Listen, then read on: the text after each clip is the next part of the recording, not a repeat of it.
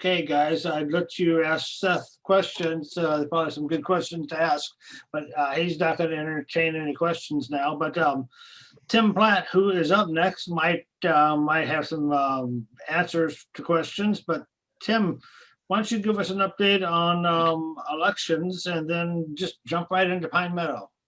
Okay, I'm going to do the opposite if you don't mind. Can I start with Pine Meadow? That is fine with me. Yeah. Okay, so we do have new information on Pine Meadow. Unfortunately, it's not good information. It's not good news.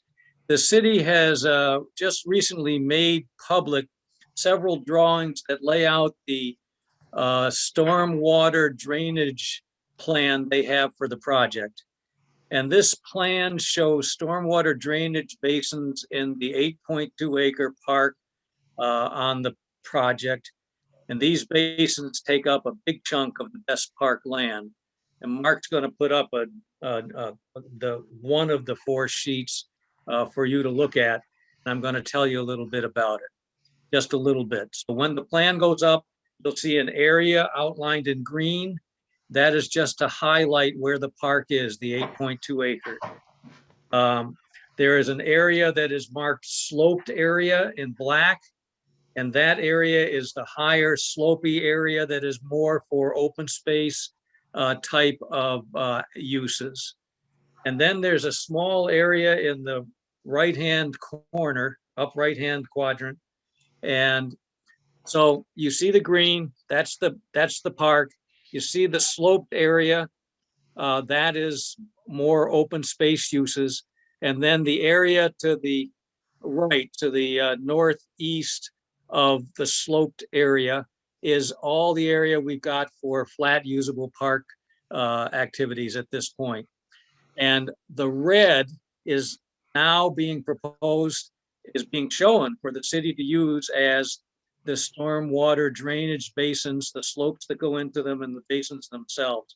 And as you can see, it's a big chunk of the usable space on this park. I do not believe that this is part of the original drainage plan that was called out in the agreement. And what I do believe is that now we need to speak up and say something. So one call tonight is to ask those of you who are listening to touch base with your children and your parents and your friends and your neighbors and your coworkers and send a quick email to the city council stating just very clearly how important parks are to you and that you do not believe using a big chunk of the land on the Pine Meadow Park for stormwater drainage basins is correct. It needs to be reversed. And get that information, get that information flowing to those people in power. Mark, if you put up the other one, I think this crowd is savvy enough to see that without getting too confused. So this is the map that is in the plan agreement. And it shows the old project of 92 houses.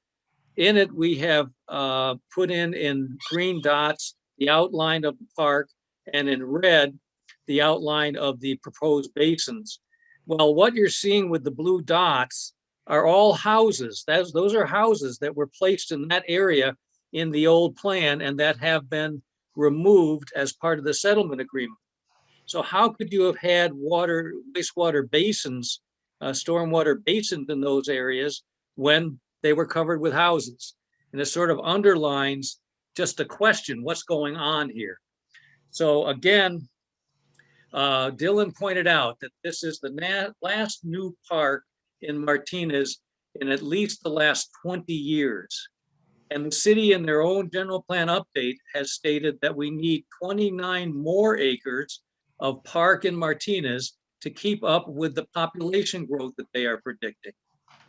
And the third part of that little piece of logic is that everyone agrees, including our mayor, that Pine Meadow is the only place left in Martinez for a decent sized park.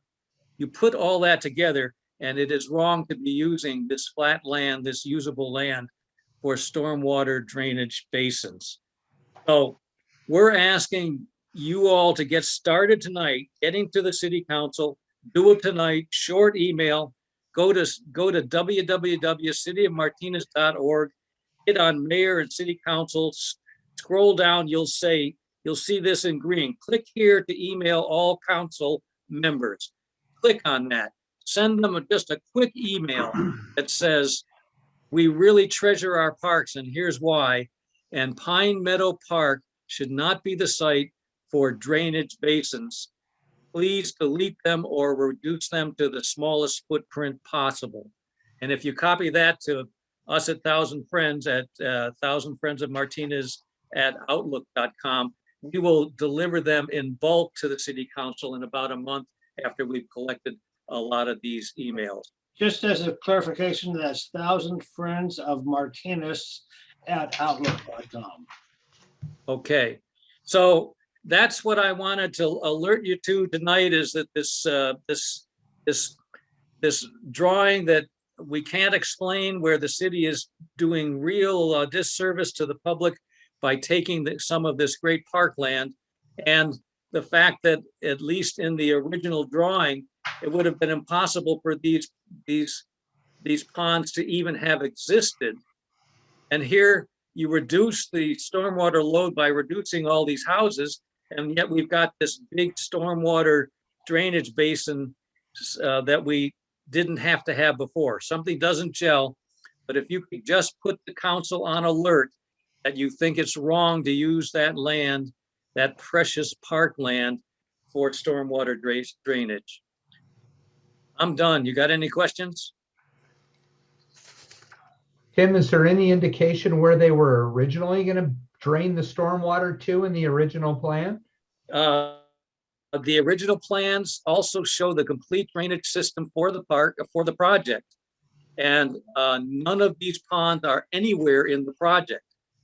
All of the ponds or drainage basins that are in the project then are still in the project now, but these major drainage basins have been added. And so there's a lot of quandary here. I guess and what there's I'm a lot asking we is, don't were know, they, and there's a lot the city's not going to be able to tell us. But what we can do is tell them we don't want this. right? Find a better solution. I guess my question is, are they gonna come back and go, well, we didn't originally realize there was gonna be this much water and now we got to put the water somewhere? Or I mean, it just seems strange that it seems strange. One of the things that seems strange to me is that the plan for drainage on the original project, which had 92 houses and all that impervious surface, that tons of water flowing off of it, that original drainage plan was approved by the city.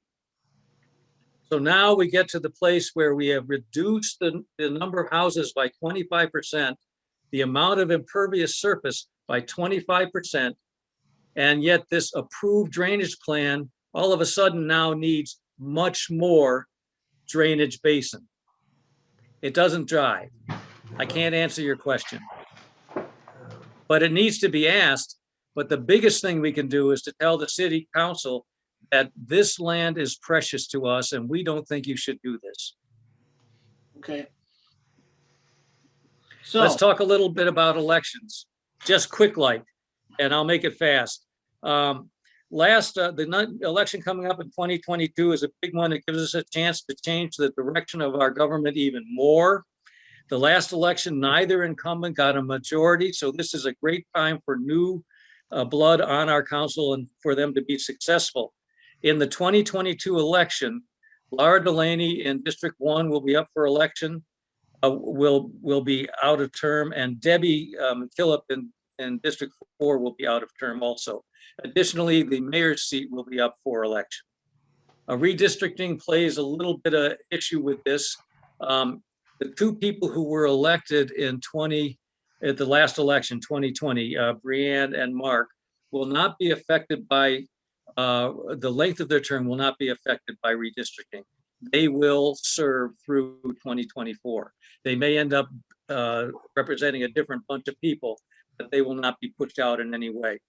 Laura and Debbie may or may not be able to run in the new districts that are open. You won't know that until the redistricting commission does their job.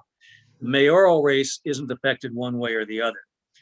On the mayoral race, two pieces of rumor that are the only input we've got at this point are: one, it's rumored heavily that the mayor is not going to rerun for mayor.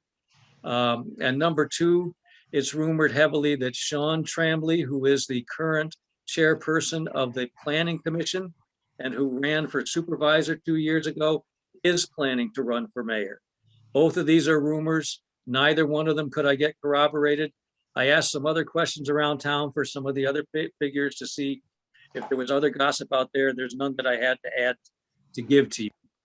So the only thing I would say quick like is that you need to know that we are very involved with candidates at the beginning stage and later on. And so if there are people out there you're talking to who have some interest, have them get in touch to us to just have a talk. We can tell them what to expect, some of the pitfalls, some of the pluses, some of the minuses. We do that now.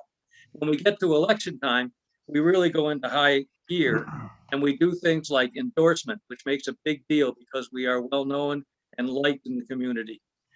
We do things like give money, thousands of dollars to the right campaign that matches our goals and policies. We give our expertise. The people in this group have tremendous expertise in running campaigns, in putting them together, in handling the ups and downs. And we'll actually do some of the work, the feet on the street, the walking in neighborhoods and whatnot. And it makes a difference to have us on board because our track record is that every candidate for city council, for supervisor, and for school board that we have backed has won. And every issue that we have backed, Measure I, school board, bond, and others have won. So we can bring help to the party, and it is the core of our mission to try to get good candidates to election and so use us.